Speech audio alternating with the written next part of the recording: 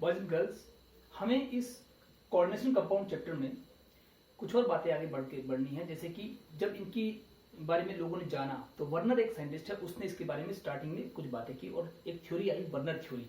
उसके बाद कई अन्य थ्योरी और भी आई, जैसे valence bond theory, crystal field theory, ligand field theory, molecular orbital theory etcetera. हमारे सिलेबस में यहाँ कहाँ तक रहेगा? वर्नर थ्योरी, उसके बाद वैलेंस बॉन्ड थ्योरी, उसके बाद CFT तक रहेगा। LFT और MOT हमारे स्कोप से बाहर है, उसकी चर्चा जैसे हायर क्लासेस में होती है, लेकिन अभी हम इतना तो करें। तो आओ स्टार्ट करें। पहले हम वर्नर थ्योरी की बात कर रहे हैं। वर्नर थ्योरी, उसने सबसे पहले हमको, वर्नर को हम father of the coordination chemistry भी मानते हैं, और उसने हमको पहली बार इन कंपाउंड से इंट्रोड्यूस करवाया। सबसे पहले आपको देखो यहाँ पर हमने क्या किया, पहले के लोग क्या करते थे, साइंटिस्ट लोग पुराना, कि वो COCl3, ये जो एक साल्ट है, आयनिक कंपाउंड है, कोबाल्ट 3+ और Cl- आयंस हैं, और इसका जब रिएक्शन अमोनिया से करते थे, वेरिंग रेशो लेकर, मोलर रेशो अलग अलग लेकर, जैसे अगर मान लो मैं 6 अमोनिया से करता हूं, तो वो लोग ये मानते थे कि इनका एक एडेट बनेगा, ऐड हो जाएंगे, COCl3.6NH3। इस डॉट का मतलब होता है वीक फोर्सेस, जैसे कि वेंड्रॉल फोर्स, डाइपोल फोर्सेस, और या फिर एच बॉन्डिंग। तो ऐसा ही मानते थे कि इनके बीच में ये फोर्स एग्जिस्ट कर रही है और ये ऐड कर जा रहे हैं, एडेट बन रहे हैं, एडअप हो रहे हैं, अमोनिएट्स के रूप में ये COCl3 एग्जिस्ट कर रही है। अगर यहाँ रेशो अगर ये होता COCl3 का प्लस 5 मोल्स ऑफ NH3 होता, तो इसी तरह कंपाउंड वो समझते थे कि ऐसा बनेगा COCl3.5NH3, ऐसा माना जाता था पहले। और इसको अगर मैं एक्वस मीडियम में, पानी में आयनाइज करता हूं, तो क्या होना चाहिए? देखो, अमोनिया तो कोवलेंट कंपाउंड है, ये तो ऐसे ही अलग हो जाएगा पानी में, इसके आयन नहीं बनेंगे। लेकिन ये जो COCl3 है, ये बनाएगा CO3+ एक्वस, और ये Cl3 जो है ये 3Cl- लेंगे। तो इस तरह से इसमें भी होना चाहिए CO3+ और ये 3Cl, फिर से 3Cl- और यहाँ पे 5 अमोनिया। फर्क सिर्फ यहाँ पड़ेगा, ऐसा माना जाता था। अगर मैं यहाँ 4 लेता हूँ अमोनिया, बाकी कॉमा कॉमा लगाता हूँ, तो यहाँ पर भी 4NH3 आएगा, बाकी सब देखो सेम ही आ रहा है, COCl3 से तो यही बनेंगे बार बार, ऐसा माना जाता था। लेकिन जब असल में लोगों ने बाद में वर्नर इस पर ध्यान दिया, तो उसको एक अचंबा हुआ, उसको एक थोड़ी सी नई चीज आई कि ये यहाँ पर असल में ये इतने आयन नहीं बन रहे थे। लग रहा है कि 3 आयन और 1 आयन, 4 आयन बनेंगे, इसमें भी 4 ही आयन, सब में 4-4 आयन दिख रहे हैं, लेकिन असल में ऐसा नहीं हुआ, डिफरेंट आयन बन रहे थे, जिससे कि वर्नर को लगा कि कुछ different class of compounds exist कर रहे हैं, जिसको हम यूं समझ रहे हैं, ये इट इज नॉट करेक्ट।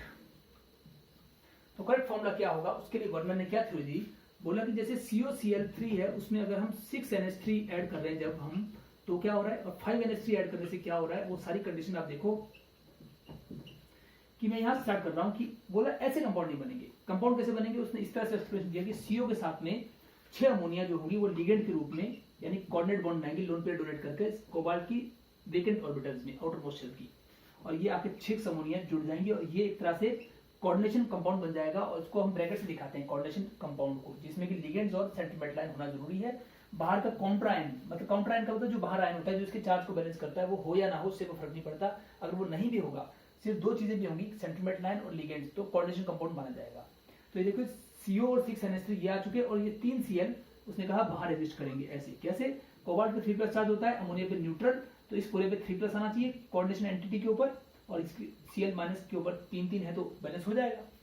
उसी तरह इसका एक्सप्लेनेशन भी बनता है कि CO के साथ अगर 5 NH3 है, यहाँ 5 NH3 है, तो 5 NH3 लगाने के बाद इन 3 Cl में से, COCl3 के 3 Cl में से 1 Cl अंदर शिफ्ट हो जाएगा, यानी लिगेंड बन जाएगा, और बाकी 2 Cl वहीं रह जाएंगे बाहर काउंटर आयन के रूप में। काउंटर आयन वो होते हैं जो इस कोऑर्डिनेशन एंटिटी के चार्ज को बैलेंस करते हैं, जैसे यहाँ 3+ को ये बैलेंस कर रहा है काउंटर आयन।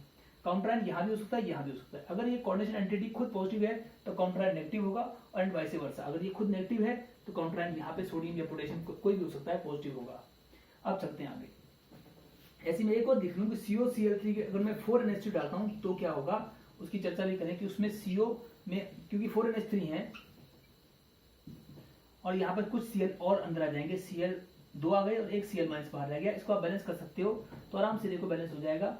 यहाँ पे 3+ और 1 माइनस 2+ है, और 2+ से 2 माइनस बैलेंस हो रहा है, और इसी तरह से यहाँ पे भी आप कर सकते हो, बैलेंस हो जाएगा।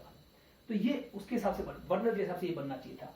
और उसने इसको प्रूव भी करके दिखाया कि जब इसमें पानी डालेंगे, एक्वस मीडियम मतलब पानी डालेंगे, तीनों में पानी में डालेंगे, खुले पानी में डिसॉल्व करेंगे और आयनाइज करेंगे, तो आयनाइज कैसे होगा, उसकी थ्योरी क्या दी उसकी बात बाद में करते हैं।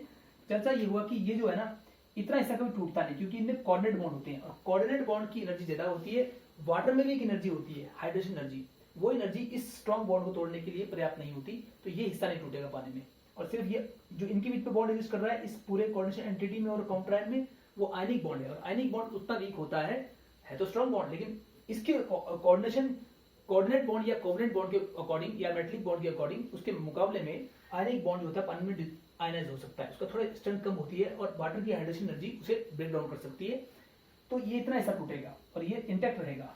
CONH3 ये जो कोऑर्डिनेशन एंटिटी है ये नहीं टूटने वाला, क्योंकि इसमें कोऑर्डिनेट बॉन्ड है और ये 3+ अलग रहेगा। और ये जो 3 Cl है ये अलग हो जाएंगे पानी में 3Cl- एक्वस। तो कितने आयन बने? 3 यहाँ और ये पूरा 1 है, 4 आयन बने। तो लिख देता हूं नंबर ऑफ आयंस कितने बने? 4। ऐसे ही हम आगे बढ़े, इसमें भी आप देखो CONH3 Cl- ये इतना कॉन्टेक्ट इंटैक्ट रहेगा ये हिस्सा, और इसके बाद ये जो 2 Cl- हैं ये अलग हो जाएंगे, 2 Cl- एक्वस के रूप में अलग हो जाएंगे। ये एक्वस अलग है वो अलग, तो 2 आयन यहाँ और 1 आयन यहाँ, 3 आयन बन रहे हैं। उसी प्रकार से यहाँ पे और कम बनेंगे, तो यहाँ 2 आयन बनेंगे, आप निकाल सकते हो। एक बात और कि इसके कलर सबके अलग अलग हैं, तो अब इसके कलर भी एक बात और, जब COCl3 के साथ हमने 4NH3 लिया था तो उसने एक बात और ऑब्जर्व की कि दोनों का रेशियो सेम है, फिर भी 2 अलग कंपाउंड बनेंगे। जैसे कि फॉर्मूला तो यही रहेगा CONH3 Cl2 Cl-, लेकिन इसका कलर अलग, इसका कलर अलग होगा, इसका अलग। इसका एक का कलर ग्रीन आ रहा है और एक का कलर वॉयलेट आ रहा है। ऐसा क्यों हो रहा है? इसके ऊपर भी सोच पैदा होगी कि भाई आप सब कुछ सेम ले रहे हो, फिर भी 2 डिफरेंट क्लास ऑफ कंपाउंड कैसे बन रहे हैं? हाँ, इन दोनों के आयंस तो सेम बनेंगे, 2 और 2, वो बात सही है, लेकिन इनका कलर अलग क्यों आ रहा है? इसका मतलब 2 डिफरेंट कंपाउंड बन रहे हैं। इसका एक्सप्लेनेशन बाद में ये दिया गया कि इनमें आइसोमेरिज्म हो रहा है, ये दोनों आइसोमर्स हैं, वो हम बना के देखेंगे आइसोमेरिज्म टॉपिक पे।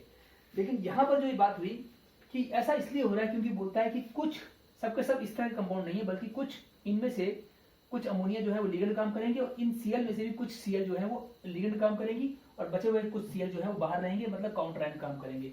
इस सबको उसने एक थ्योरी के रूप में प्रस्तुत किया, उस थ्योरी को मैं बोलने जा रहा हूँ। इतना एड्रेस काफी है उस थ्योरी को एक्सप्लेन करने के लिए। उसने कुछ पॉइंट्स कहे वर्नर थ्योरी में। पहला पॉइंट कहा कि जो सेंट्रल मेटल आयन होता है, जैसे यहाँ कोबाल्ट है, ये 2 तरह की वैलेंसी दिखाता है। इससे पहले मानते थे कि मेटल आयंस एक ही तरह की वैलेंसी दिखाते हैं। ये जो कैटायन है इसके लिए एक ही वैलेंसी, मतलब प्राइमरी वैलेंसी माना जाता था, जिसको आज हम आयनिक बॉन्ड कहते हैं, वो प्राइमरी वैलेंसी के रूप में ही माना जाता था।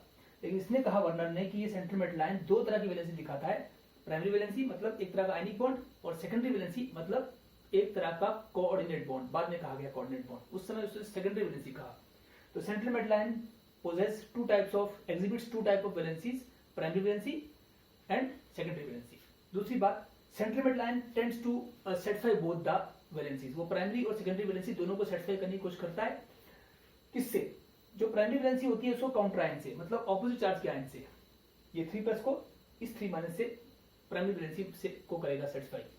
लेकिन जो सेकेंडरी वैलेंसी होती है, जिसको हम कोऑर्डिनेट बॉन्ड कहते हैं आज, वो किससे सेटिस्फाई होगी? वो होगी लिगेंड से। लिगेंड मतलब जो इलेक्ट्रॉन पे डोनेट करेंगी वो कोऑर्डिनेट बॉन्ड बनाएंगी। तो सेकेंडरी वैलेंसी जो होगी वो लिगेंड द्वारा सेटिस्फाई होती है। ये बात हमने यहाँ पे कह दी। एक बात और की बोलता है कि प्राइमरी वैलेंसी जो होती है, यानी कि आयनिक बॉन्ड जिसे हम जानते हैं, वो आयनाइजेबल होती है और वो डायरेक्शनलेस होती है, कोई डायरेक्शन नहीं होती है, हम देखेंगे डायग्राम में। लेकिन जो सेकेंडरी वैलेंसी होती है, जिसको हम कोऑर्डिनेट बॉन्ड कहते हैं, वो एक तो नॉन आयनाइजेबल होती है, आयनाइज नहीं हो सकती। देखा था हमने, ये आयनाइज नहीं हो सकती, अलग टूटकर ये आयन अलग नहीं होंगे बीच वाले जो इस बॉक्स में है, जो कोऑर्डिनेशन एंटिटी में है, जो कोऑर्डिनेट बॉन्ड बना रहे हैं। और दूसरी बात, नॉन आयनाइजेबल तो है ही, लेकिन एक बात और भी है कि वो डायरेक्शन है, उसकी डायरेक्शन होती है, इट हैज डायरेक्शन, उनकी दिशाएं होती हैं। कोऑर्डिनेट बॉन्ड की दिशाएं होती हैं और आयनिक बॉन्ड की दिशाएं नहीं होती, ऐसा भी मान सकते हैं। और लास्ट बात, एक पॉइंट और कहा कि सेंट्रल मेटल के जो आयन है उसके अराउंड कितने कोऑर्डिनेट बॉन्ड्स होंगे, आयनिक बॉन्ड कितने होंगे उससे कोई महत्व नहीं है। ये बाहर वालों से आयनिक बॉन्ड कितने बनाएगी उससे कोई महत्व नहीं है, लेकिन कोऑर्डिनेट बॉन्ड कितने बनाएगी, number of coordinate bond central metal ion के अराउंड कितने हैं, उसी से उस मॉलिक्यूल की ज्योमेट्री तय होगी। The geometry of the molecule is decided by the number of coordinate bonds around the central metal ion, यानी coordination number of the central metal ion, ऐसे भी कह सकते हैं। तो ये सब बातें हम आगे करेंगे, अभी मैं इसको इतना रोकता हूँ। फिर अगले पॉइंट चलते हैं, वर्नर थ्योरी को लेकर कुछ थोड़ा डायग्राम दिखा दें आपको। इन्हीं कंपाउंड्स को उसने डायग्राम में कैसे दिखाया, अब ये तो गलत हो चुका है और इन कंपाउंड्स को सही ठहराया उसने, और ये बाद में एक्सपेरिमेंटल एविडेंस भी इनको ठीक सही ठहराता है। तो आइए इनके स्ट्रक्चर एक बार देख लें, उसने क्या एक्सप्लेन किया, किस तरह से लिखा है। सॉरी,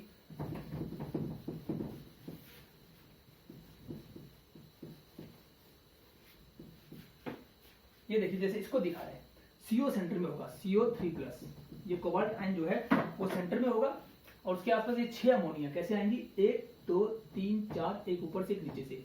ये अमोनिया को हम एक बना लें, अभी बेसिक आइडिया एक बार स्टार्ट कर रहे हैं इसलिए इसको पूरा बना लें। और ये अमोनिया एक और भी है और ये अमोनिया। आज हम इसको कोऑर्डिनेट बॉन्ड के रूप में दिखाते हैं, उसने इसको ऐसे दिखा दिया। और ये चारों कैसे स्क्वायर प्लेनर की वे में है, स्क्वायर प्लेनर, और ऊपर से भी नीचे से, इस स्क्वायर को ऊपर जोड़ो और नीचे जोड़ो तो आएगा ऑक्टाहेड्रल शेप। इस प्रकार से उसने ऑक्टाहेड्रल शेप दिखाई। ये तो हो गया 6 अमोनिया, ये रहे। और जो 3 Cl है वो इसी 3+ को सेटिस्फाई कर रहे हैं। जैसे आप क्या करोगे, एक यहाँ दिखा दोगे इसके इसी बॉन्ड के साथ, ये तो कोऑर्डिनेट बॉन्ड है, इसके साथ साथ थोड़ा लंबा खींच दोगे और आयनिक बॉन्ड बना दोगे। Cl- एक यहाँ से खींच दीजिए, इस तरह दूर ले जाइए, ये रहा Cl-, और एक तीसरा Cl-, इसी से सीधा ले जाओ यहाँ पर Cl-। इनकी कोई दिशा नहीं, ये घूम सकते हैं यहाँ पर, इसके आसपास कहीं पे भी रह सकते हैं। हाँ, तीनों की दूरी बराबर रहेगी लेकिन इसके आसपास किसी भी दिशा से आ सकते हैं। पर ये जो बॉन्ड है ये वाले कोऑर्डिनेट बॉन्ड्स, मतलब सेकेंडरी वैलेंसी, ये स्पेसिफिक पोजीशन पे होंगे, ये हिलेंगे डुलेंगे नहीं, फिक्स ज्योमेट्री बनाएंगे मॉलिक्यूल की और इन्हीं से ज्योमेट्री ऑफ द मॉलिक्यूल तय होगी। सेकेंडरी वैलेंसी जिसको आज हम कोऑर्डिनेट बॉन्ड कहते हैं। धीरे धीरे अब अगले टॉपिक में इसको हम कोऑर्डिनेट बॉन्ड ही कहना शुरू कर देंगे। तो ये एक बात हो गई। अब इन बाकियों के लिए कैसे बना सकते हैं कि यहाँ 2 ही Cl डॉटेड लाइन से रह जाएंगे, 3 नहीं रहेंगे, और एक Cl अंदर आकर एक अमोनिया का स्थान लेगा, क्योंकि यहाँ पे 5 ही अमोनिया रह गए तो एक अमोनिया निकलकर वहां पे 3 Cl में से एक अंदर आ जाएगा। तो ये सब बातें हैं, इसको मैं एक बार दिखा छोड़ दीजिए, इसको यहाँ रोक देते हैं।